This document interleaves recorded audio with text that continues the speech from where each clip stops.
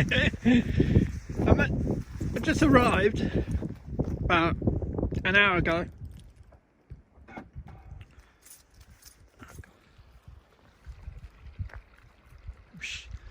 I'm shaking because I'm shivering because I'm cold.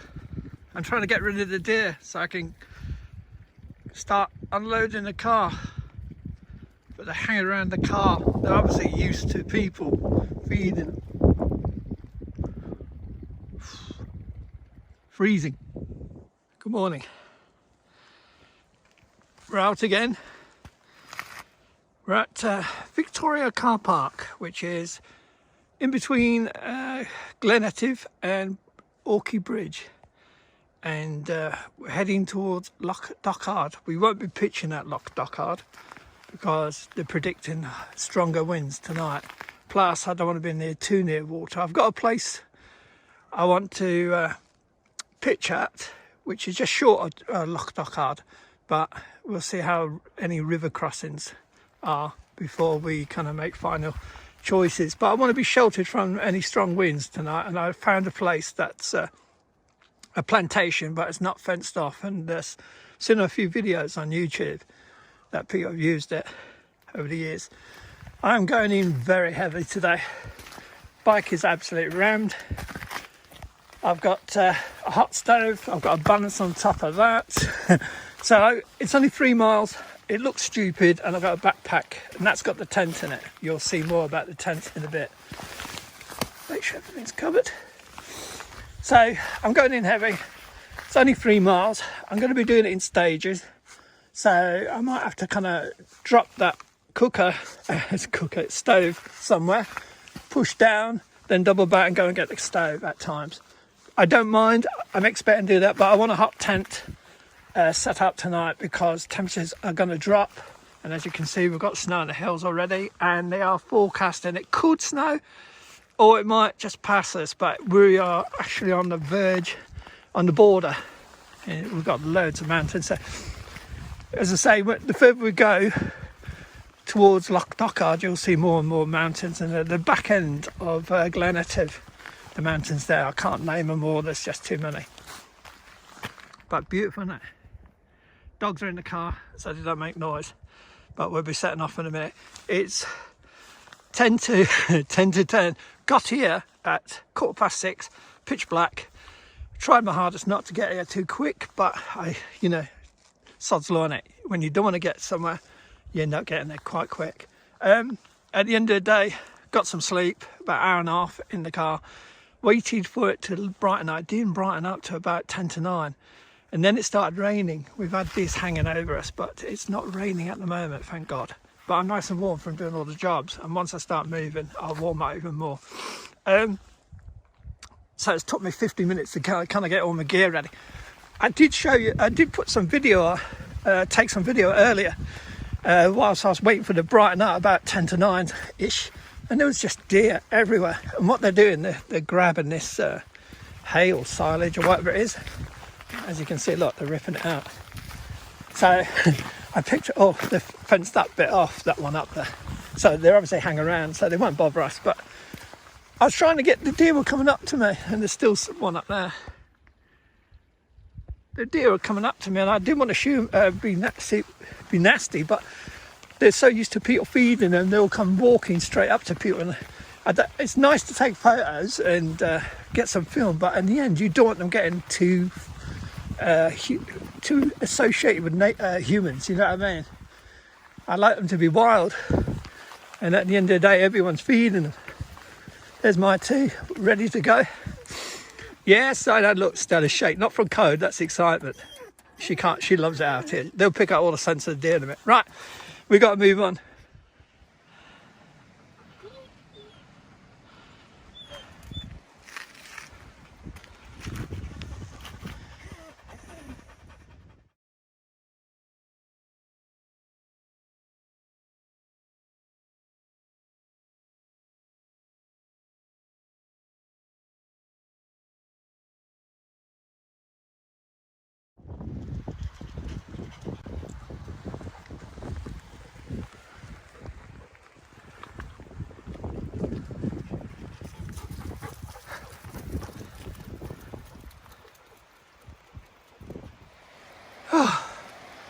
having a breather.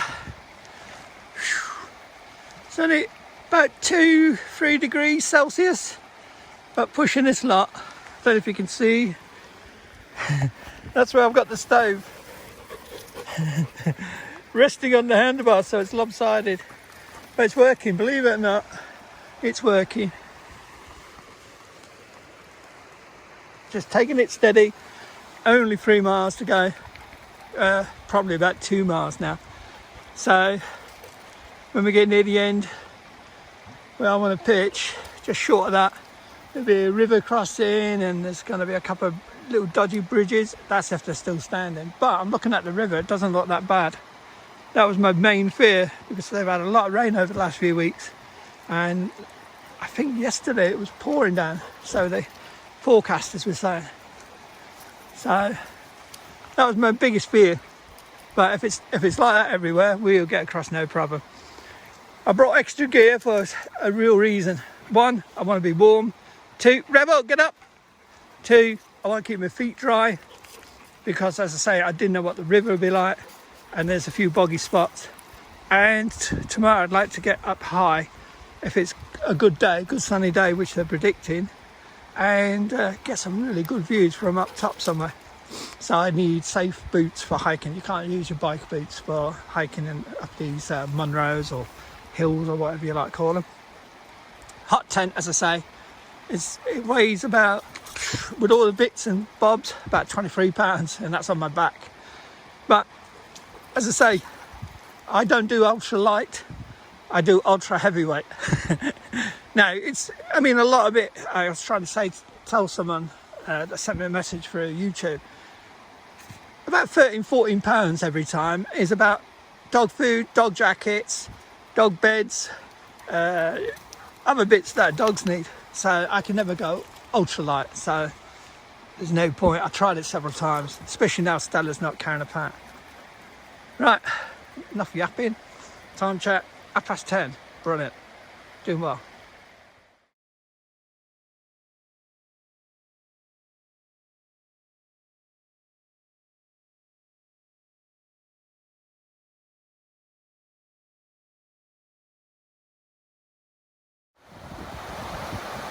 It's stunning, isn't it? Make a good buffet. Someone said on one of the videos, I'm sure they said that used to be a little school. It's all locked up now. Make a good buffet, wouldn't it? You know, shelter for bad weather. People would ruin it though, I suppose.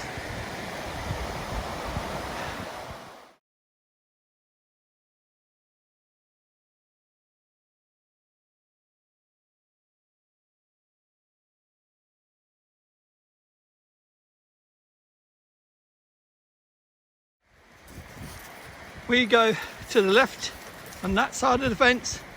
That's not a through road. Rebel, this side. You don't know. Now it's going to get boggy. This is where we'll probably have to do it in stages with the stove. Find somewhere, plonk it down, take the bike so far, come back, pick the stove up, because it might be a bit difficult to push the bike the way it is, balancing the stove. But so far, the rain has not come. So if it can continue like this till we get pitched, I'm not going to complain. These two just won't stop. Amazing. Stella, when I walk at home, she don't look interested. She looks kind of heads down. As soon as we get something like this, even though she's getting on, she looks so happy. And that's not me, that's where we go, where rebels go. Right, let's push on.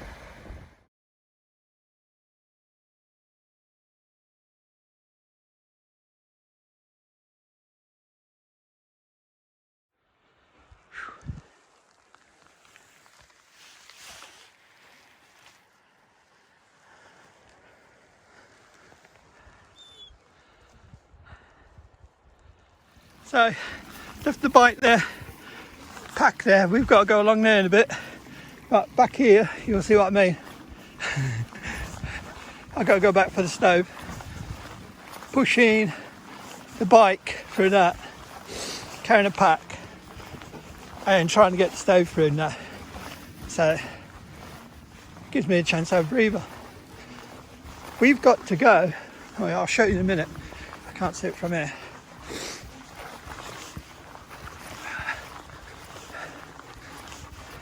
So most of the track here is really good. I mean, this is not too bad, you know, can't complain about this. There's some bits back there, and you'll see down here there's some bog and wheels sink, and it just makes the work really hard. Makes you laugh when you go back for the stove. It only seems a few meters. Pushing it seems like a couple of hundred. There you go. See, just under that mountain to the left, dead centre, then pines, kind of separating from the main plantation. And they're outside of a fence, and it's all open there. And I've seen people pitch there before, and that's where I want to pitch. And that's the mountain or Monroe I want to get up tomorrow, or Sunday, whichever is a good day. Sorry, got you zoomed in. Not in there, you two, it's deep. The river's deep there. We do get a bridge to cross if it's still standing. So, sorry, I'm out of breath. Yeah, always hectic in the mornings when you first start off. So, if I was talking gibberish early, I apologise. You got to remember, been driving this time only about 9 hours, eight and a half, 9 hours. See, you can't push a bike out there. This is not too bad, it's not deep. Some we went through earlier were really deep. And the wheels were going in. Oh God. Hey, get up. I don't want him rubbing mud in his ears. So,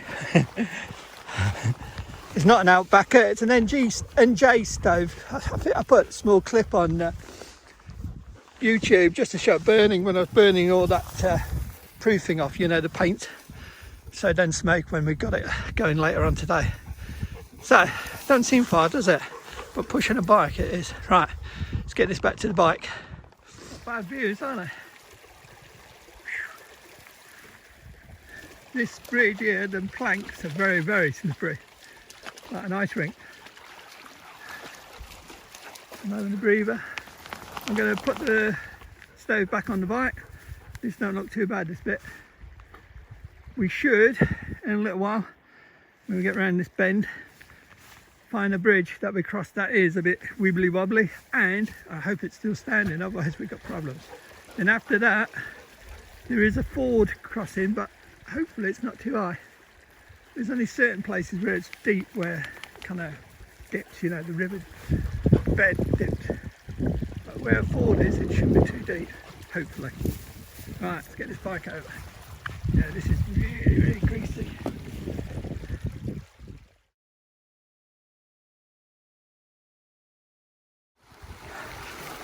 Just up there, see the plank down there, that's what people used to walk along on the trail.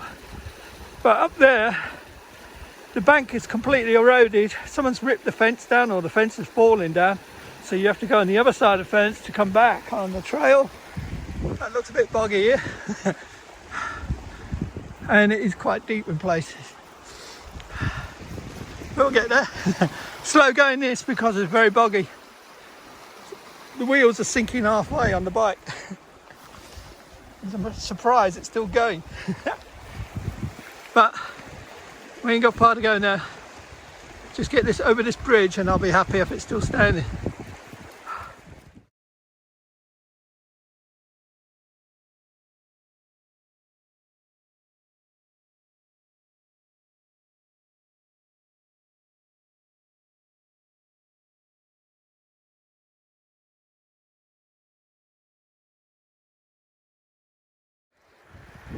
Oh, that's good news. That's the ford I was on about. I thought it was the bridge first. So, that don't look deep at all. I've seen that in really bad state. There's a farm to our right in amongst all that. I can hear some dogs barking. That's the one that goes, the bridge goes over that one. And that's where we're going to, that left-hand corner, that point. I'll start again. That wooded area on the left-hand side.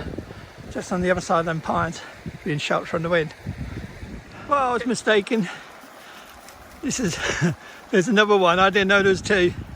I thought them stones were the ones I just passed. And the water there was about 4 or 5 inches. This one looks a bit deeper. But thankfully I brought the higher boots. So I think, I've seen people trying to get across some stones, but I wouldn't fancy that. They'd be slippery and greasy. Hear the dogs? The farmers, the other side of that plantation. So if they pick my dogs up over there, I bet he'll be really happy with these dogs barking. Rebel, get up. Up. Sorry, I had to move you. He was rubbing his head in all kinds of stuff. Rebel, please. Please. Let's see what this is like. At least they're getting a wash, because we've been through some really stinky bog. We need to get to that corner there. Well, we made it. We didn't have to go over the bridge because, for some reason, I don't know if I did it wrong, but I was on this side. Maybe, I don't know. But anyway, we've got to find a spot now and make sure we're not going to get hit by any trees like that. That's probably going to come down recently. But we're going to have a lot of dead wood to burn. It'll be wet, but we'll get the bark off. So, let's have a look at these trees. If I could find a nice smooth spot with no rocks like this. Asking a lot, ain't you? There's no fires. Well, I'm going to have a stove, so it's not going to be a fire. It's going to be inside the tent. They mean open fires. Let's find a spot. Don't mind where we go, as long as we've got some views and we're sheltered. That don't look too bad, does it? A bit lumpy. Sometimes you pitch. Yeah, there's been a few down, isn't there, through the storms, about 2 weeks ago.